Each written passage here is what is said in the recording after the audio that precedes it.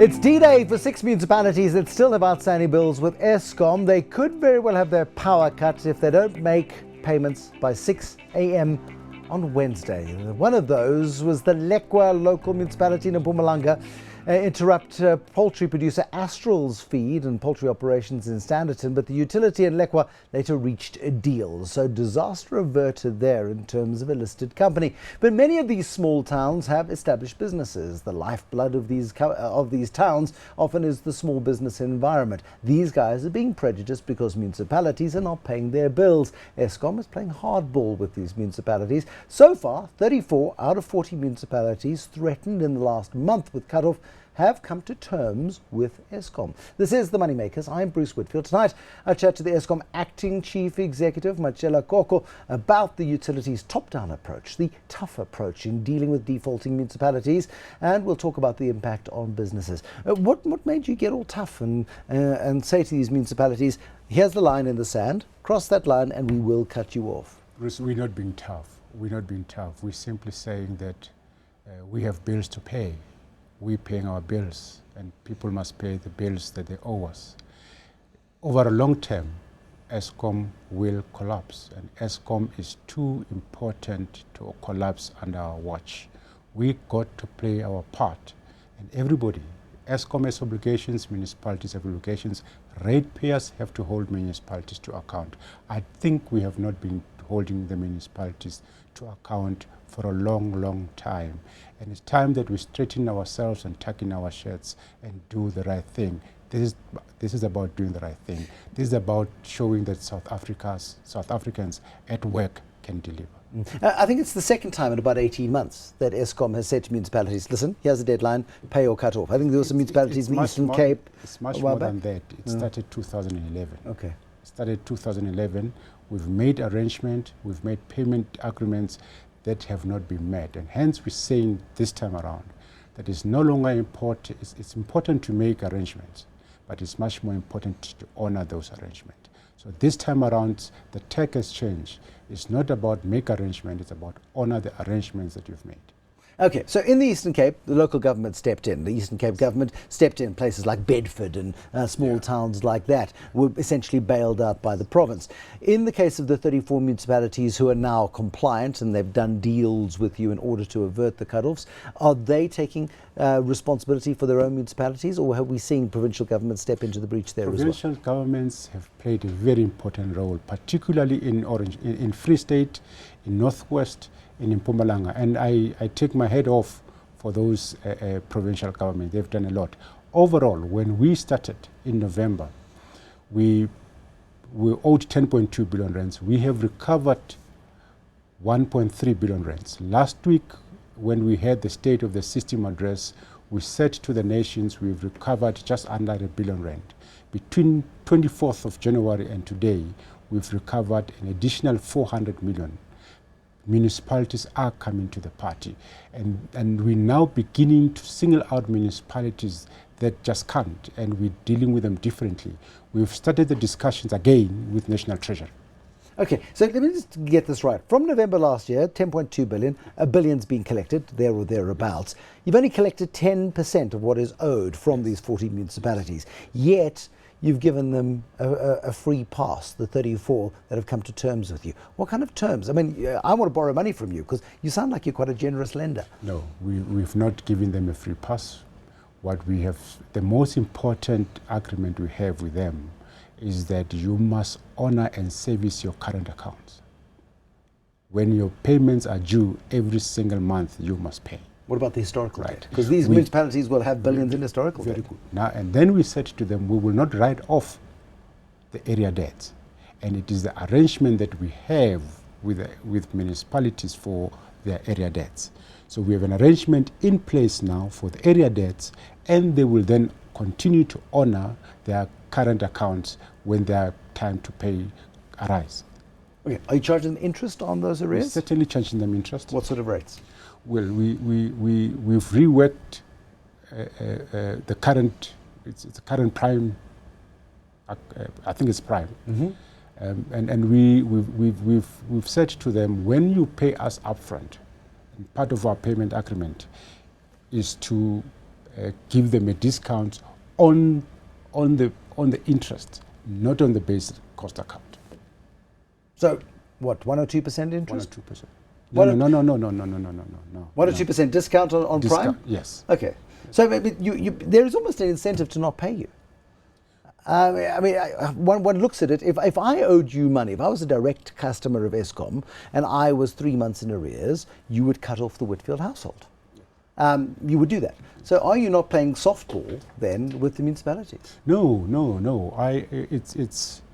It's quite painful, and we've organized about it. And remember, we said we are a caring utility, and we do not want to see the people in the townships and the small medium enterprises being impacted by us interrupting. But those are the people who put the councils in place. Of course, they must hold the council to account. Of course, they must. But our interest is a long-term solution. Our interest is a long-term solution, and we are getting to those long-term solutions. And that is why the amount that's being paid is increasing. This is not a commercial situation, though. This is a political situation. I mean, are you playing politics, or are you coming to a commercial situation? It's commercial. It's got nothing to do with politics. Of course, you've got elected representative that we're dealing with, but we're dealing with this purely on business principles, nothing else. How long is it going to take to recover the whole 10 billion? Because you've got $1 billion in, you've got 10% of what was owed. How long is it going to take to get the rest? We remember that we impaired 2.4 billion rands, 1.2 billion rands, and we were going to impair another 1.2 billion rands. Now we're now at the position that the projected impairment of 1.2 billion rands will no longer be impaired. So that's good. Now we have an expectation that by the end of this year or next year, we must have all our 10.2 billion rands that was owed by November recovered. And how are these municipalities going to do it? They're going to go to National Treasury and ask for a bailout. I mean, why does National Treasury not just save everybody a lot of trouble and do the bailout directly? It feels like we're robbing Peter to pay Paul. The money's coming from the same pot. But some of these municipalities can afford. It's just a matter of priorities. And our focus is on those municipalities that can afford. I don't think we need bailouts here. I don't think we do. When we get into the discussions of bailouts, we're creating an escape route for those municipalities, and the problem comes back again. It's not a lasting solution. Municipalities must pay. The discussions we're having with National Treasury is around their equitable share. That part of the equitable share, before it reaches them, it must come to Eskom to service the area debts so that we have a permanent solution. What do you say to your customers who pay you religiously, your customers who pay you the full price, who get no payment holiday, who get no discount, who, if they owe you money, your direct customers, you will cut them off?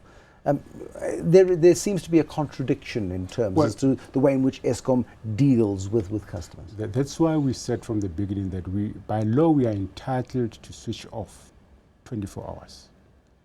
And we're not switching off 24 hours, we're switching off 5 hours. That's one. But two, I just think that it's high time that ratepayers who are honest citizens, who honor their bills, must hold the municipalities to account. It's really high time we do that. We don't do that often. And part of this problem is because we don't do that often. I think ratepayers that pay their bills must go to... Aren't you then basically helping the municipalities through a tricky political problem by giving them this leeway? Because if ratepayers don't feel the impact directly themselves, there's going to be no incentive for them to hold the municipalities. But the ratepayers feel the impact, because remember, some of these ratepayers do pay.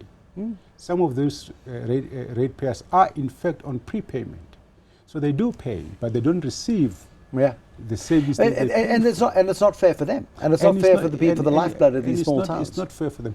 I suspect, and I'm experiencing it, and I'm feeling it, that municipalities are beginning to tuck in and straighten themselves. I think they're getting very embarrassed because they cannot face their constituency, because their constituency is saying to them, "We have paid you. What did you do with our money?" it's an embarrassing situation for them, for the councils to be in. One of the municipalities that was under threat of being cut off, and I think they've settled with you, was the municipality of Kroonstad and Viljoenskroon in the Free State. And I saw a very credible tweet the other day that the mayor of that town drives a 1.4 million rand car. Yet he hadn't paid the town's electricity bills, and as a result, I mean, it's a small thing. 1.4 million rand is a drop in the ocean, but it points to an attitude of municipal managers not doing their jobs properly. It's a small thing, but it goes a long way to telling you about priorities. It's about priorities. And one of the things that I think we are succeeding in this process is to set the priorities right. What is the total outstanding book for Eskom right now? Well, the total, if you include Soweto, which people never talk to, we're sitting close to 20 billion rands. Yeah, so this 10 plus Soweto at 20. Yes. At 10, it takes it to 20. What are you doing about Soweto? We you know, I've read and heard people saying we're soft on Soweto. If there's a place we play hardball, it's in Soweto. In Soweto, we go in, we replace the postpaid meters with There's still a 10 billion rand debt, though. Are you collecting it? We are. And the number is coming down. We just don't talk about it much, and maybe we should start talking about Soweto a lot and how much we're recovering. We have made a lot of progress in Soweto. We've announced that we have installed over 15,000 this year of prepaid meters. 15,000? Yes. Soweto is a very big place. Yes. That's not nearly fast enough. Yes, but that's when we started this year. Yeah. We started to push out this year. So, I mean, can you do a faster rollout? We have to. We have to, and you watch the space. Watch the space. We cannot be seen to be soft on any other municipality. No. Because the risk then of default, when municipalities say, these guys are suckers, we don't need to pay them. They give Soweto a pass, they give us a pass. But for us, it's much more than that. For us, it's more than that. I said to you the last time I was here that we are getting banks and funders who give us their money, who are asking us difficult questions. Why must we trust you with our money when you are not able to recover the money from the state-owned companies or state-owned organs? That's, for us, a very painful thing. So we have to go to them and say, look, the proof is in the pudding. We're doing it. We're recovering the money owed to us.